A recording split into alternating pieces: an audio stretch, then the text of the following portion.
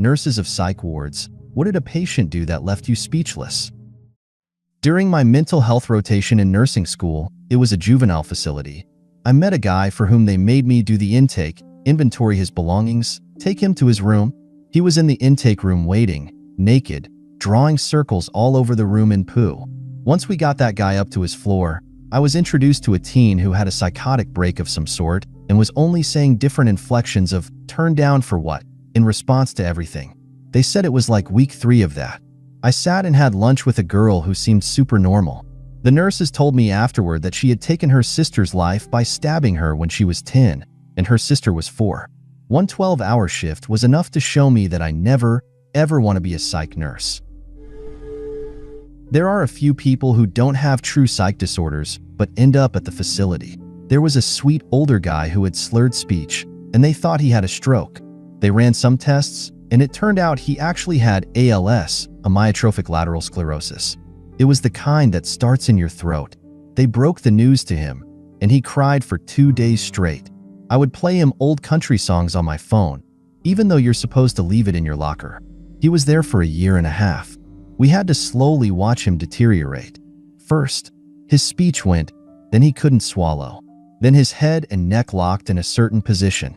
He would have secretions that would leak out of his mouth, and he kept a washcloth to soak it up. Then they had to give him a tube into his stomach. He would be scared to lay down at night because the secretions would choke him. I would sit next to his bed, and he would start gasping for air and wheezing. I would sit him up and pat his back. He was also do not resuscitate. I was always afraid he would quit breathing. I would stare at his chest, making sure he was still alive. One day, on second shift, they said he got into bed. There was a mucus plug, and he turned blue. They used suction on him, sent him to the local hospital by ambulance, and he passed by the end of the week. I'm not a nurse, but I am a direct support professional at a psych ward. We are absolutely, under no circumstances, allowed to leave the site without relief supervision for the clients. This means that if the next shift didn't come in when you were supposed to go home, you had to stay. No excuses. This often led me to be forced to work 16 to 32-hour shifts. I was supposed to get off at midnight at a red site. Red means a high level of psychotically disturbed patients, but my relief didn't show up for his 12 to 8 a.m. shift. I had been there since 8 a.m., so I had to stay. There was a particular client who experienced severe schizophrenia during the night. I was told that mostly only men work the overnight shift at this site because this client got extremely aggressive with women, and I was small, just 5 feet 3 inches. At 2 a.m., the client walked into the staff supervising room, which was just a room with a table, plastic chair, radio, and fridge. I was filling out paperwork. The client then began circling my table, desperately scratching at his face and muttering, "Let's just kill her. Let's just kill her," over and over while circling me. I called my supervisor, told her what was happening, and said I was going to leave because I was afraid for my life and extremely tired. She basically said that if I left, I would be fired. I also wasn't allowed to lock him in his room because the sites I worked at were houses owned by the company where they housed mentally disturbed individuals. They wanted to foster a sense of this is your home, so the clients had complete and free reign over the house and where to go. I pulled the plastic table to the corner and positioned myself between the corner and the table, then called the police. The police escorted me out, and I refused to go back to work. Over the next few days, my boss kept calling me and asked if I could come back to work since they were so short-staffed. I told her to get stuffed. I've got a ton of stories. Here's a sad but fascinating one. This cute little kid, probably around 7 years old, had just come in around 2 a.m. She was adorable, super sweet, and a bit of a goof.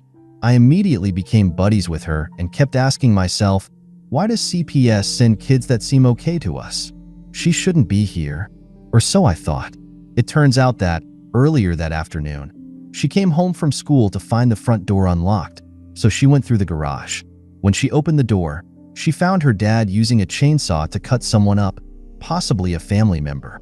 She still didn't seem to fully comprehend what was going on, or maybe she was in some sort of shock, I couldn't tell. But that situation dropped my jaw, and I'll never forget it. Nurse here. The following did not take place at work.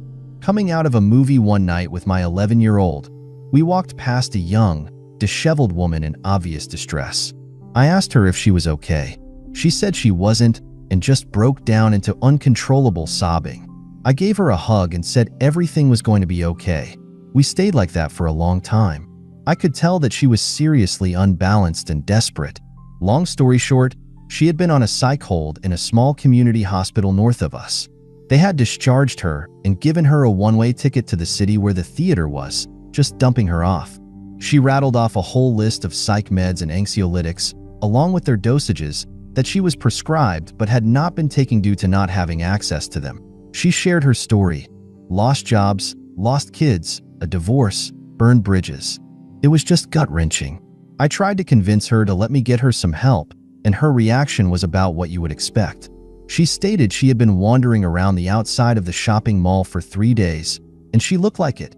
I gave her the $40 I had on me. I got my kid to the car, called 911, and relayed the situation. I wanted my child to experience the first part, where we show compassion to people in their time of need. I did not want him to see the difficult part where she was taken into custody. I drove over to where she had been, hoping to keep tabs on her until EMS arrived, but she was gone. I begged them for help, to pick her up due to her being vulnerable and a danger to herself. I doubt they did. I was so upset that I doubt I did a good job articulating what needed to be done. Not my finest moment. I still tear up over it. I hope they got her, and she's on her way to recovery. In the US, mentally ill people and people with chemical dependency are treated like someone else's trash. I wish it were different. Probably the most tragic story I've ever heard is from my mother, who worked at a care home on the Isle of Man in the 1980s, looking after an 80-year-old woman with dementia.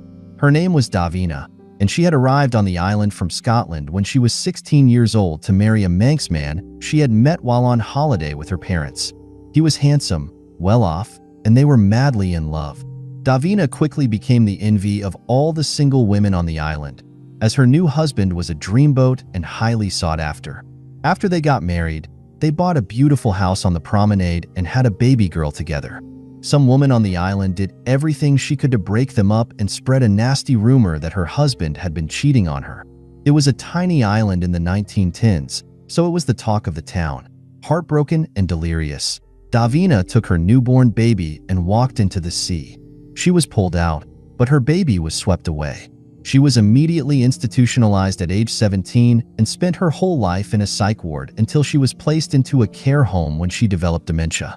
Her whole life was completely lost. Every day she'd ask my mom where her baby was and often escaped, trying to walk to the beach just less than a mile away, presumably to see if her child had washed up.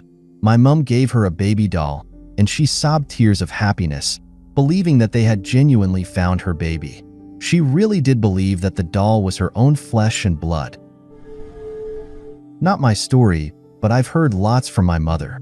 She does not work in a psych ward, but she works with people you would find there. She would go on calls to check on people, see if they needed to be admitted into care, etc. Anyway, one that stands out the most to me was a time they got a call about an old lady. I think it was the neighbors who called. I don't know the details of the call, but it was decided that they would go and visit this lady. They got there, rang the bell, and after a little while, an old lady opened the door. She had not been taking care of herself at all when it came to personal hygiene. Long hair, long fingernails, dirty, etc. Oh, and also, she was only wearing a robe, which was open. They were allowed in. The apartment looked like you would expect from the description of the lady: dirty, filthy, trash everywhere, and of course, a very bad smell. They walked further into the apartment to have a chat with the woman. After a very short while, my mother started smelling something even worse. She looked around and saw something brewing on the stove. She walked over and looked into the pot. The woman was cooking her own excrement, with toilet paper and whatnot. There was even a ladle. I don't remember more than that, but I assume she was taken into care. There was a resident in the enhanced care unit of the old folks' home where I worked who had Alzheimer's and was severely depressed. On my first day, when I was still going through training, he called me over asking for help. I went over to him to see what I could do, and he turned, looked me in the eye, and without a hint of mirth, said, "Kill me." My eyes went wide. and I didn't say anything because I was just trying to process the whole thing. Luckily, my trainer noticed what was going on and came over to collect me. I later learned that the man was a clinical psychologist who had spent his life studying Alzheimer's. When he started to notice that he was showing symptoms, he became very depressed and went downhill really fast. Now he lives in the old folks' home, horribly depressed all the time, and he doesn't remember why. It was some dark stuff to deal with on day one, and I only ended up working there for about a month. My girlfriend, we'll call her Kay, works a second job at a center that provides mental health services. More specifically, she works at a facility that integrates people with severe schizophrenia, bipolar disorder, drug addiction, etc., back into society.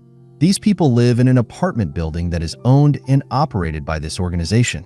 Kay's main job while she works is to distribute meds to the residents. One night, she got a call from a resident who told her she needed help. Kay went up to this woman's room, knocked on the door, was told to come in, opened the door, and saw her standing in her living room holding a knife to her neck. Both of the residents' wrists were already injured. The resident proceeded to cut her neck horizontally. Kay heard screaming coming from the bathroom, walked in, and found that the resident's phone was on a call, on speaker mode with her mom.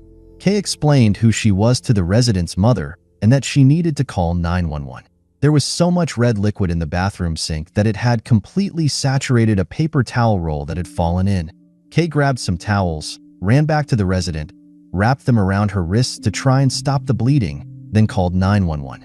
The ambulance showed up and took her away. The resident somehow ended up surviving. That same night, Kay had to check up on another resident who hadn't checked in within 24 hours. Kay went to the woman's room and had to let herself in due to no response after knocking and calling the resident's phone. She opened the door to find the woman dead in her recliner. Needless to say, Kay was a little messed up after working that shift. Not a nurse, but I did spend some time in a psych ward temporarily. I was playing chess with a guy, and he got up to see the therapist they had on site. There was an old man named Gary who, based on the things he said, I believe had dementia. He was never violent, but he sometimes thought he was a teacher in certain situations. He would say some very unusual things, and once wiped the table with his shirt. He even fell asleep next to me in a chair once. One moment I'll never forget was when I looked through the doorway to the hallway. I was in the main rec room, and the hallway led to the rest of the place. Gary had a small disagreement with one of the staff members. Here's the conversation. I noticed you don't have orange juice, only grape. Yes, we do. I'm sorry, Gary. Gary slowly nods his head. You're fired. He walks away. Guess I'm fired now. The nurse was chuckling. I hope he's doing okay. He had a few situations like that when I was there. Nothing bad, but I couldn't help but chuckle at some of them. Maybe not jaw-dropping, but an utterly fascinating realization I came to while working with one patient in particular. A patient living with schizophrenia was describing his hallucinations to us. Most often, he experienced visual disturbances like bubbling and tilting of his visual field, but when his anxiety was elevated, he would hallucinate a large black dog entering his room or see it down the hall. I was a student at the time and reluctant to ask him, but what his description immediately reminded me of was the Grimm from old European folklore and legend, more recently referenced in Harry Potter. The Grimm is described as an ethereal black dog that served as an omen of impending death to whoever sees it, invisible to everyone else. That got me thinking, is, or was, this hallucination of a dog commonplace? Assuming yes, what happens to people in the Middle Ages and centuries after who have psychotic breaks? How much longer do they live? I imagine a schizophrenic person living in a time and place with no concept of mental health care would easily find themselves engaging in altercations, running afoul of the law, and making generally poor judgments that could end with an accidental death, a fatal encounter with man or beast, execution, or the still common end for psychotic individuals, suicide. My supposition is that perhaps people of Europe who experience psychotic episodes would hallucinate the Grimm, tell others who, of course, could not see it, and as their psychosis worsened, would meet their untimely demise. Perhaps this happened often enough for word to get around that if you see this infamous black dog, your time is nearly up. A light Google search of Grimm plus schizophrenia didn't turn anything up for me. I'd love to dig deeper into the hypothesis someday. Not a nurse, but I was the patient. I was in after an attempted suicide. I'm diabetic, and they changed my insulin to one I'd never been on because they were unfamiliar with my regimen. They gave me insulin around 7 p.m. I fell asleep at about 9 but woke up around 11 because I felt weird, aka like my glucose was low. I went to the nurse's station and told the nurse that I needed my glucose checked. She told me it was lights out and to go back to sleep. After trying to get her to take a few minutes to check my glucose, she called security, who escorted me back to my room and locked me in. So, as I'm at the facility on suicide watch, they literally tell me, someone asking for treatment to stay alive, that I should go to sleep and possibly die during it. I did end up either passing out or falling asleep, though. When I came to about 2 hours later, I was brought out of a severe hypoglycemic event. My blood glucose was 19 when they checked on me and realized something was wrong. Suicide watch requires frequent checks every 10 to no more than 15 minutes. It took her 2 hours to figure out things weren't right. When I could stand, I laid into that nurse. Security got involved, as in standing between me and her, but let me ream her out. I think the most poignant thing I said was, just because I'm depressed doesn't mean I'm insane or an idiot. I could have died because you couldn't be bothered to take 2 minutes to stick my damn finger. If her tears the following morning and absence for the duration of my stay were any indicator, she was terminated that morning. When my dad first started as a psych nurse, he typically got stuck with the jobs that no one else wanted to do. There used to be an older guy on the ward he worked on who was apparently a former school headmaster. Staunch, quiet, and by all accounts, an asshole with little respect for the staff. He was also pretty verbally abusive most of the time and held a general disdain for anyone he encountered. He wore a massive green trench coat every single day, no matter the occasion, and was generally unkempt, with very bad personal hygiene and a constant smell. As a result, the nurses had to wash his hair for him and trim his fingernails and toenails whenever he would allow it. So, being one of the younger nurses on the ward, my dad got stuck with trimming this old fella's toenails one day. He said he'd done it once or twice before, and it was a pretty gag-inducing process, made worse by the fact that the old headmaster would berate him while he trimmed. Overall, a pretty dehumanizing experience. On this particular occasion, my dad remembers the patient being unusually quiet and non-abusive when he started trimming his toenails, but didn't think much of it. Apparently, midway through trimming his toenails, keeping in mind the nurses would generally kneel in front of this guy while doing this, my dad said this old guy started massaging his head. My dad's a super chill, lovely, sweet guy who generally only expects the best out of people. So he apparently thought this guy was just showing him an uncharacteristic moment of affection. That is until the smell hit, a hefty, sour, earthy, yet familiar smell. It turns out, the old man had been storing his own feces in the very deep pockets of his trench coat for what my dad estimated to be the past week or so. He was now proceeding to massage it into my dad's scalp, with vigor. It took my dad a few seconds to realize what was happening, but when he did, he immediately had to run out of the room to vomit in the nearest sink and then proceeded to wash his hair with hospital-grade hand sanitizer, as it was the only thing on hand. Apparently, the smell stuck to his hair for about a week, and during that time, he had to wear a bandana to stop himself from gagging at the scent of his own hair. This is only one of literally hundreds of stories my dad has shared with me from his time as a psych nurse. Most of them are equally hilarious. Some are heartbreaking, shocking, and disturbing. Overall, though, most of them have a good deal of humanity attached to them. There are stories that we laugh at and ask Dad to tell and retell, but at the end of the day, my dad and his colleagues have a huge amount of care, compassion, and patience for the people they look after. Sometimes it's just good to have a giggle at the messy stuff after a hard day. Not a nurse, but I was working in a psychiatric hospice ward in the laundry. All kinds of crazy, creepy, and gross things happened, but one stuck with me and still gives me nightmares. There was an older man nicknamed Hunter, and while he was able-bodied, he had the mind of a child. I always wore Disney scrubs to work, and they would make him happy. While delivering his clothes to his room, I'd always take extra time to talk to him. He always wanted to show me his cardboard books, his stuffed animals, or his airplane sheets. Sometimes we would even play pat-a-cake. rock, paper, scissors, thumb wrestling, jacks, etc. He was a sweetheart and all innocent. But one day, while I was off work, he fell and smacked his head against a door frame. Besides a goose egg, he seemed fine to the nurses. But the next time I saw him, I noticed he had ripped up all his stuffed animals. I asked him what happened. He lunged at me, bit me on the arm, and then started flailing as if he was trying to hit me in a kid slap fight. I don't know what happened. I'm no doctor, but it was like a switch flipped in his head, and he was all violence and anger from then on.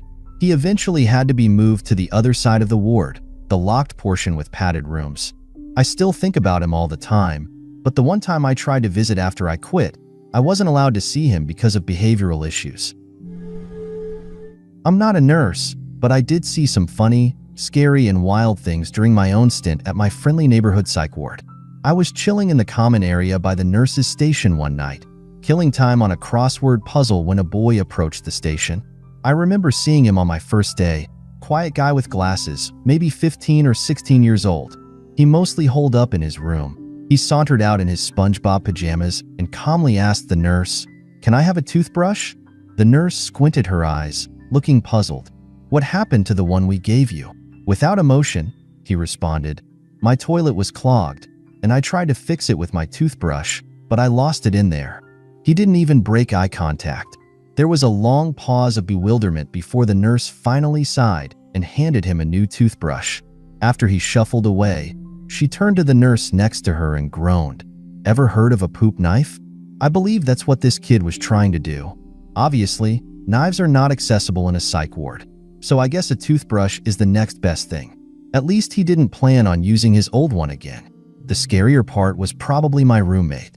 I am not here to judge because I know every patient has their completely valid reasons for ending up in a ward, but the one I was in was the catch-all ward for people of all diagnoses. Schizophrenic, detoxing, bipolar, anxious, OCD, sociopathic, depressed, suicidal. Everyone was there.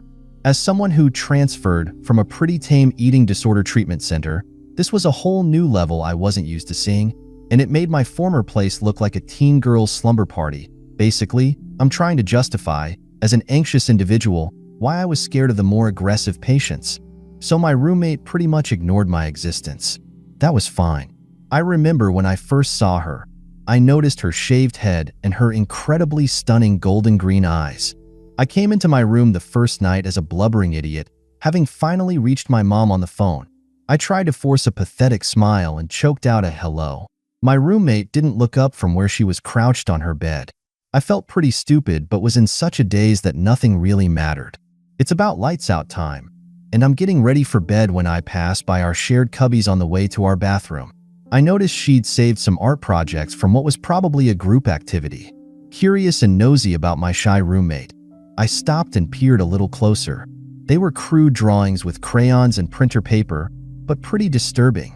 I remember seeing what looked like a severely injured person, black excess, bright red scribbles everywhere, and incomprehensible words scattered about the paper. I think something mentioning, "Mom?" I kind of laughed to myself and figured, guess I'll die, which was my intent before getting there. So a win for me then, I guess, and got to bed. It stormed that night. I remember jumping a mile every time a nurse walked in and checked on us. I didn't sleep. I never got to know my roommate before I left and only heard her talk once, but I felt bad for her. I wonder what had happened in her past that created such dark imagery in her mind. Perhaps abuse of some sort? I still think about the people I met there from time to time. I hope they're all in a better place. Over 2 years as a psych nurse on a lockdown unit. The funniest thing that left me speechless was when a patient threw his biscuit at me, then pulled out his genitals and did cartwheels down the hall. Something memorable was a young, attractive girl who was psychotic and emotionally unstable. She was screaming in the group room, then went to her room, where I had hoped she would calm down. I heard a tech yell, "No, stop." So I ran to find that she had drawn with her menstrual blood all over her window, wall, and bathroom. As the tech ran to get cleaning supplies, I asked, "What are you doing?" She then put some on her lips and said, "Lipstick." I yelled for her to stop while grabbing gloves. She began crying, and before I could take it away from her, she pulled out a packet of lemon juice from her pocket and dropped it in her eyes, stating, "I don't want to be here. I'm invisible now." She cried loudly and childishly as we changed her clothes and flushed her eyes. The saddest story that left me speechless was a man in his early 30s. He was 6 feet tall, weighed 250 pounds, but mentally he was like a 4-year-old. He was actively hallucinating and delusional, having already spent 3 months between 2 other hospitals. He couldn't even write his name or verbalize his last name, and he couldn't answer where he was from or where he lived. He had high blood pressure. The day he came in, he only had the clothes on his body. His shoes had silver dollar-sized holes in the bottom. He stayed in our facility for 5 months, though it's usually a short-term facility. No family ever checked in, and there was no record of any successful contact with his family over those 8 months. Our staff bought him clothes, and our social worker worked tirelessly for months to find a group home that could accommodate his psychiatric and intellectual needs. He would occasionally attack other males because of the voices and would look at women and say, "Give me a kiss," before hugging them. He would also engage in inappropriate behavior throughout the day. Long story short, the social worker found a group home for him. The staff made sure he had clothes and shoes. We discharged him, and the lady he was going with took him to the Social Security office with our unit director present to have his check transferred over to the group home. His family immediately started calling because they found out the check was being transferred. After 8 months, they came and picked him up from the lobby. We had a tech sit with him until they arrived several hours later and didn't speak to any staff. I hope he didn't get lost in the streets and die. He would have loved that group home.